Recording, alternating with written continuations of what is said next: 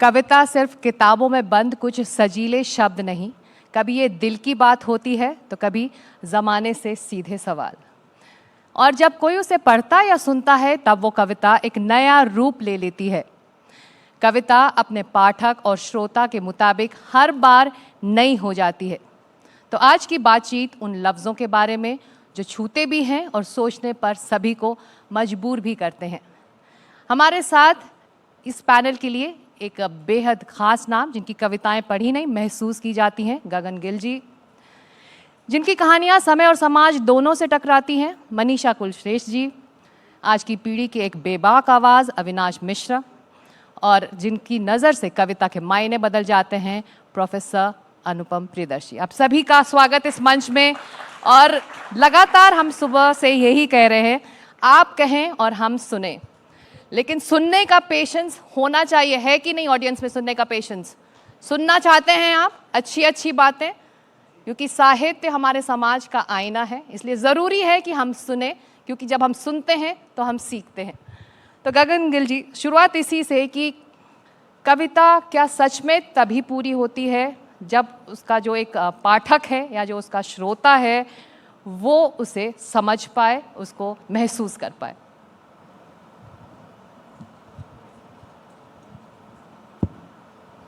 बिल्कुल, पाठक के पढ़ने से ही पूरी होती है। बल्कि पाठक की बजाय अगर जिसके लिए लिखी है वो पढ़ ले, वो पाठक हो, तब तो पूरी ही पूरी हो जाती। लेकिन मुझे लगता है कि कविता लिखते समय शायद हम पाठक के बारे में इतना नहीं सोचते। लिखते वक्त नहीं सोचा जाता, लेकिन जो सुनना है या फिर जो समझना है या जो पढ़ना है, मनीषा जी, जो बात गगन जी कह रही हैं, क्या वो भी क्रिएटिविटी से जुड़ा है? आप तभी क्रिएटिव होंगे जब आप उस चीज़ को समझ पाएंगे। बिल्कुल।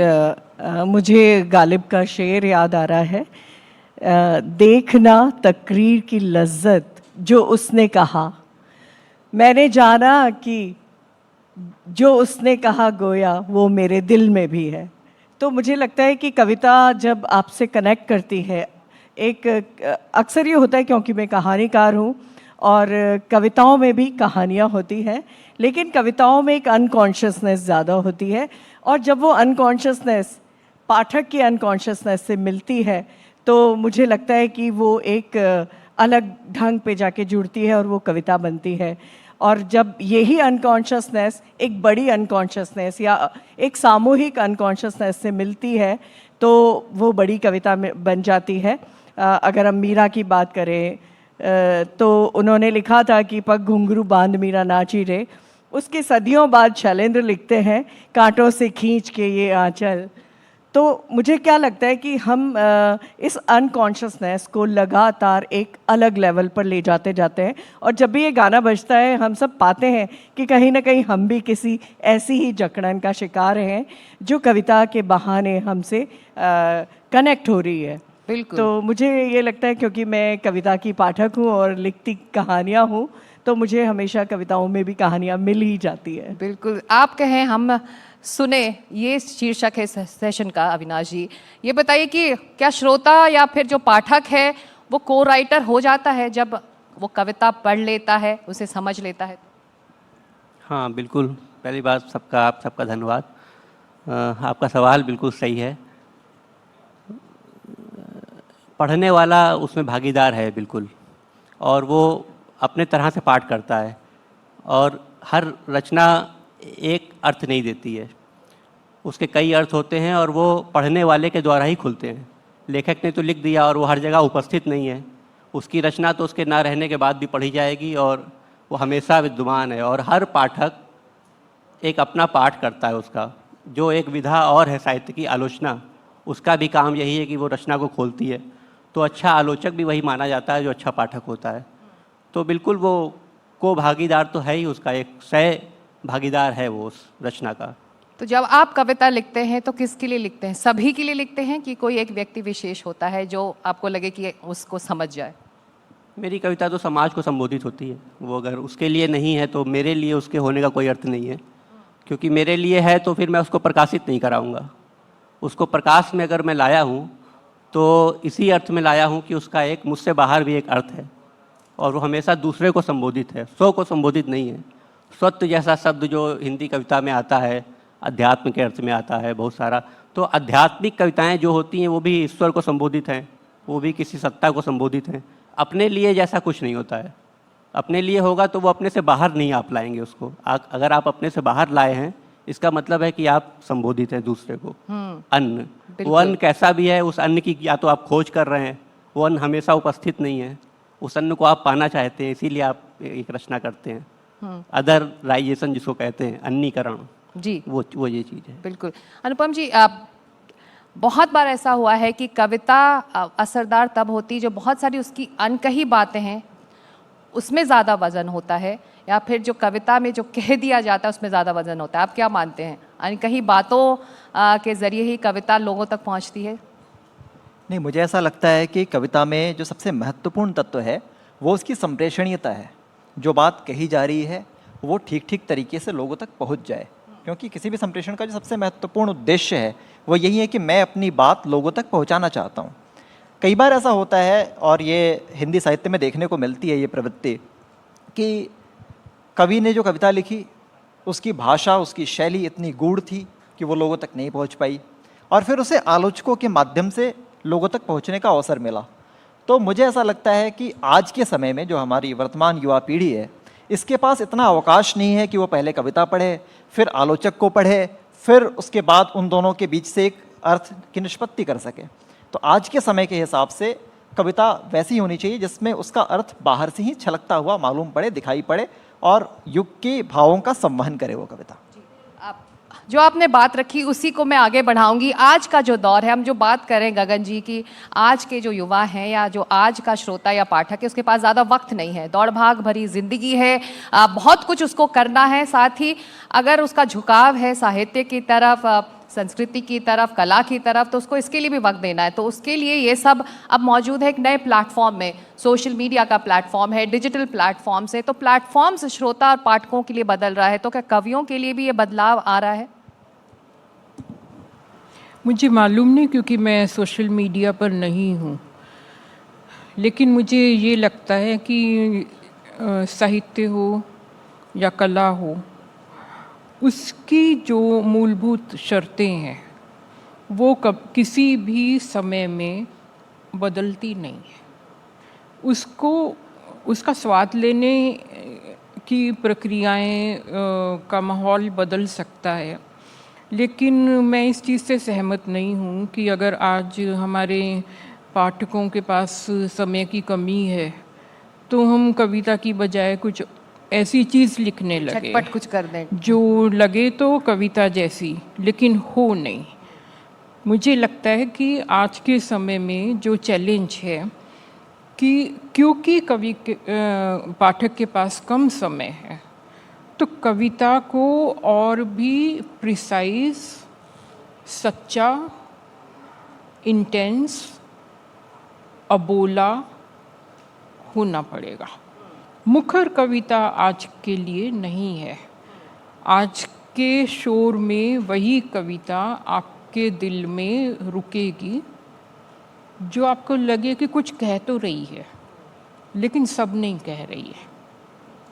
तो वो जो गैप है कि कह रही है लेकिन सब नहीं कह रही, आपाधापी में पाठक उसको सुनने के लिए रुकेगा। अगर सब कुछ ही कह दिया तो वो ना तो कविता है और ना वो पाठक को कहीं भरेगी, कनेक्ट करेगी। अब यहाँ पर बहुत यंग ऑडियंस भी है, तो इनसे जानना चाहेंगे आप लोगों से कौन जो दूसरे प्लेटफॉर्म्स हैं किताबों के अलावा, उसके अलावा जो मीडियम्स हैं, चाहे वो डिजिटल हैं या सोशल मीडिया, उससे आप लोग जुड़ते हैं कविताओं से, या फिर आप किताब खरीदते हैं कविताओं की और उसको पढ़ते हैं? हाथ उठाइए। सोशल मीडिया आपके लिए है या फिर किताब आपके लिए है, किताब कविताओं से जुड़ने का? सोशल मीडिया सभी के लिए, मोस्टली सब सोशल मीडिया, डिजिटली कविताओं को जानना समझना चाहते हैं। आप ये कह रहे हैं? Ma'am I think social media is prevalent, वो ज़्यादा बड़ा है, बट हार्ड कॉपी या किताबों से पढ़ने में एक फीलिंग होती है, एक महत्व होता है जिसमें आपका पूरा फोकस होता है, पूरा ध्यान मतलब ढूंढने में होता है। तो आई थिंक हार्ड कॉपी पढ़ना चाहिए, बट ऑफ कोर्स इस जनरेशन का प्रिवेलेंट मीडियम सोशल मीडिया या डिजिटल प्लेटफॉर्म ही होगा।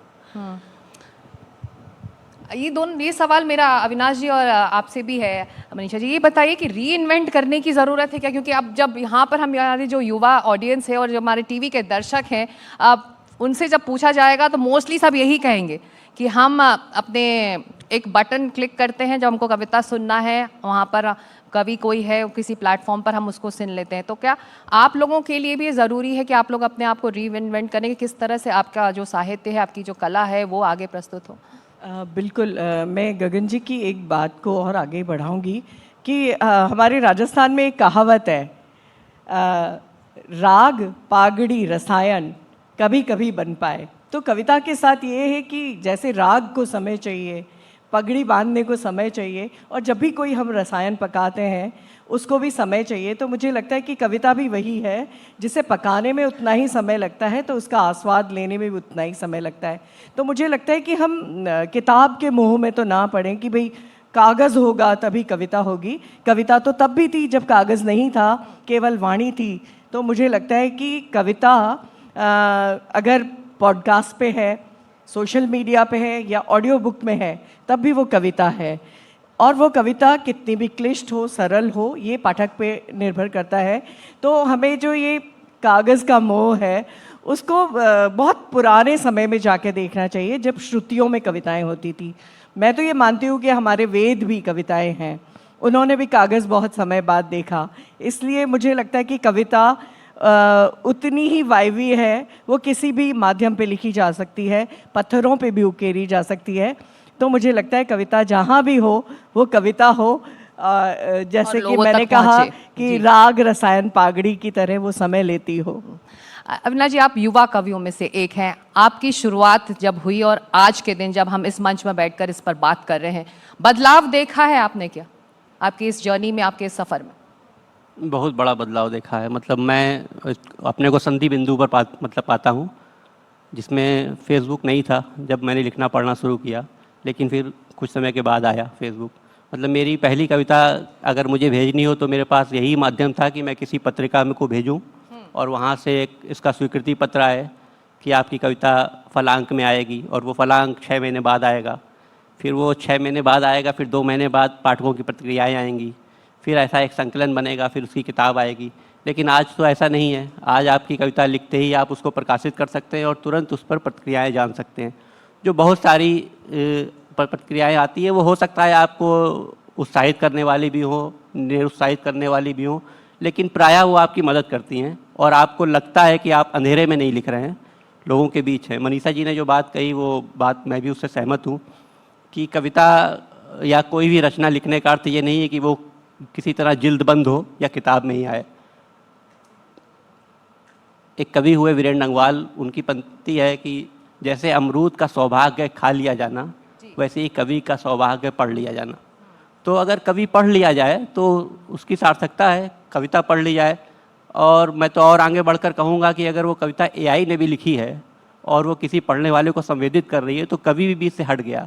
अगर कविता मशीन भी लिख रही है और पढ़ने वाले पर असर डाल रही है तो वो भी काम की है, क्योंकि शब्द ही तो है वो भी।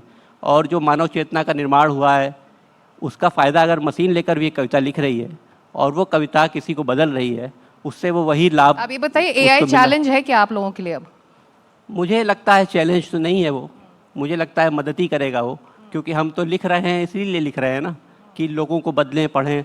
तो वो आदमी लिखे, मशीन लिखे, मुझे इसमें कोई बड़ा वो नहीं लगता है। लिखा जाना जरूरी जी। है। अनुपम जी, जो बात यहाँ कही जा रही है कि जो सुनने के जो माध्यम है या फिर समझने के माध्यम है या पढ़ने के माध्यम वो बदले हैं, तो लिखने का माध्यम भी बदला है। कवियों को जो रीच आउट करने के तरीके हैं उसमें बदलाव आया। तो जो ओपन माइक का कल्चर है, क्या वो अब माना जाए न्यू एज महफिल है कवियों के लिए, साहित्यकारों के लिए? देखिए, जाहिर सी बात है, ओपन एज महफिलों का जो इम्पैक्ट है वो तो है, निश्चित रूप से है। लेकिन इसमें महत्वपूर्ण बात यह है कि जो कविता का तत्व है, क्या वो उन महफिलों में दिखाई पड़ रहा है या नहीं पड़ रहा। क्योंकि अगर पोइटिक एलिमेंट नहीं है, जैसे मैं कई बार देखता हूँ तो संवेदनाएं तो पूरी दिखती हैं लेकिन शिल्प बिल्कुल नहीं दिखता।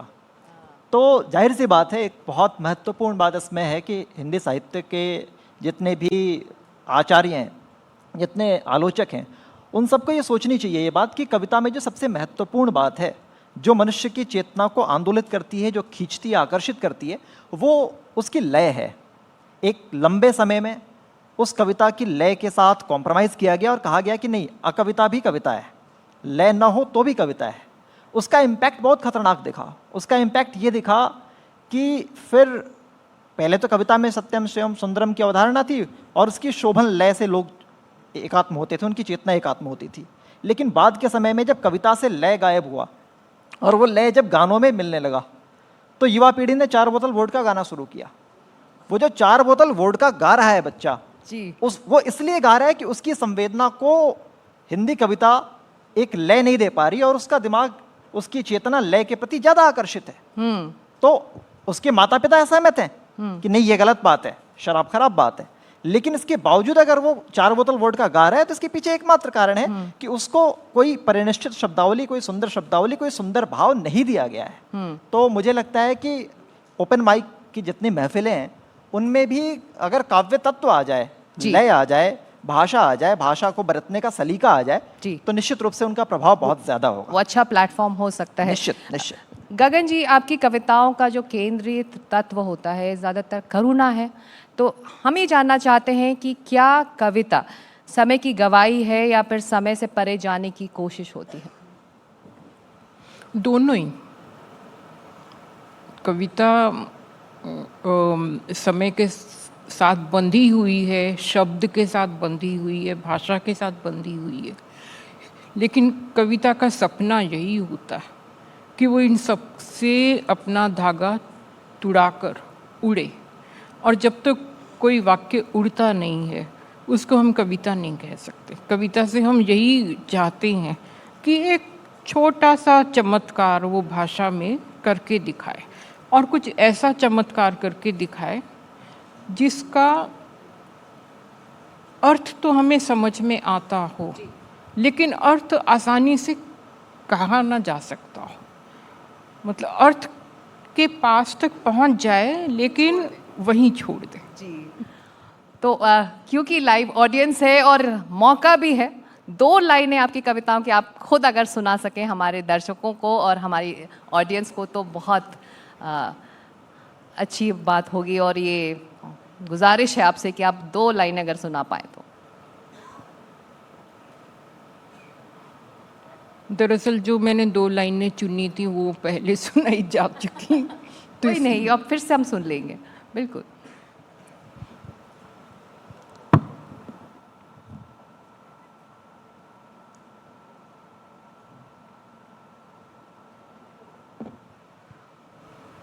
थोड़ी सी उम्मीद चाहिए,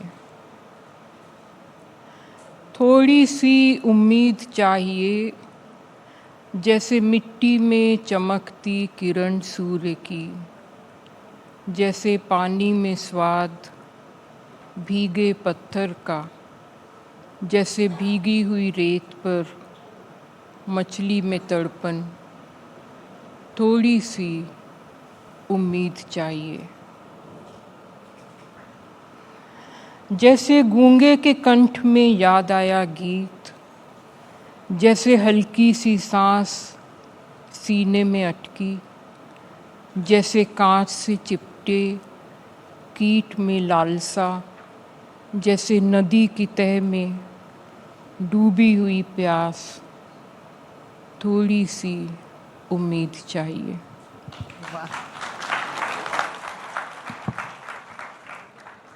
बहुत खुशनसीब है हम लोग कि हम इस मंच से आपको सुन पा रहे हैं। मनीषा जी, आपके लिए आप कहें हम सुने का मतलब क्या है, उसकी कुछ से जुड़ी कुछ रचना आप अगर हमारे दर्शकों को यहाँ सुना पाए।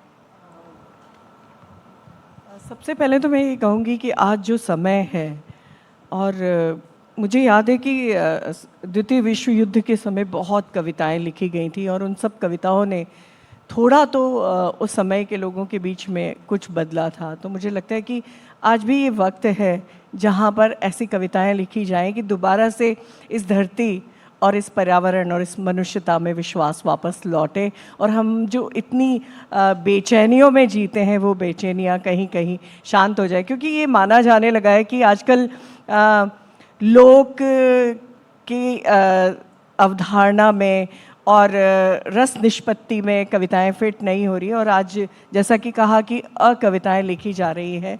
पर मुझे लगता है कि शिल्प कविताओं के बदलते हैं और इस बदलते शिल्प में भी कविताएं लिखी जानी चाहिए। तो अभी कविताओं के अर्थ की बात हो रही थी, तो मुझे हमारे मित्र हैं डॉक्टर विनय कुमार जी, उनकी कविता का एक अंश याद आ रहा था। कविता अर्थ नहीं होती, कोई चाहे तो उसमें अर्थ भी रख दे, और पढ़ने वाला वो अर्थ पाले जो उसमें रखा नहीं गया। वाह।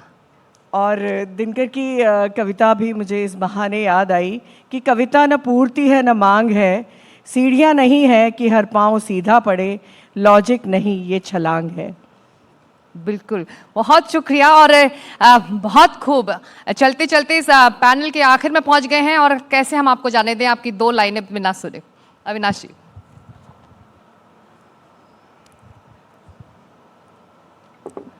क्योंकि लगातार बात कहें सुने पर हो रही है, तो मेरी एक कविता है, उसका छोटी सी है, उसका शीर्षक है अंतर संबंध से प्रेम की कविता।